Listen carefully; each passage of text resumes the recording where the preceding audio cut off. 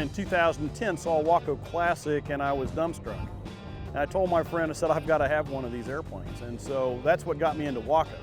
Right behind me is a 1933 Waco UBF-2. It's one of 12 made and 3, I think, in the world flying. So it's a fairly rare aircraft. The one next to it is a Waco UMF-3 made in 1934. So it was the next evolution of the Waco F-Series. I just think they're gorgeous works of industrial art, and they're enormous fun to fly.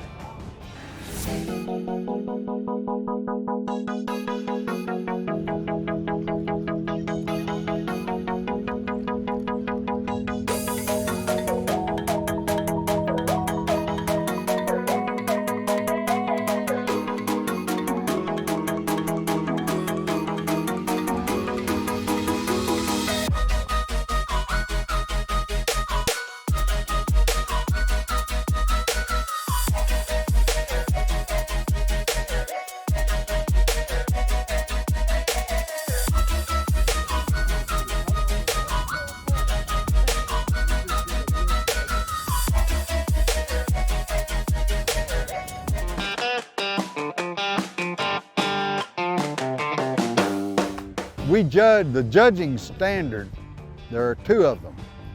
You can have them judged as original, or you can have them judged as custom.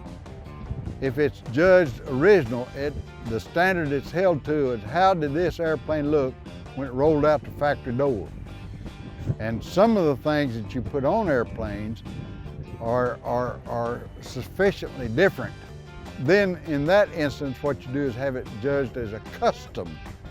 And in that instance, then, the judging standard is how would this airplane look if it were built and restored by the best operators, most craftsman-like people that could possibly be in the world.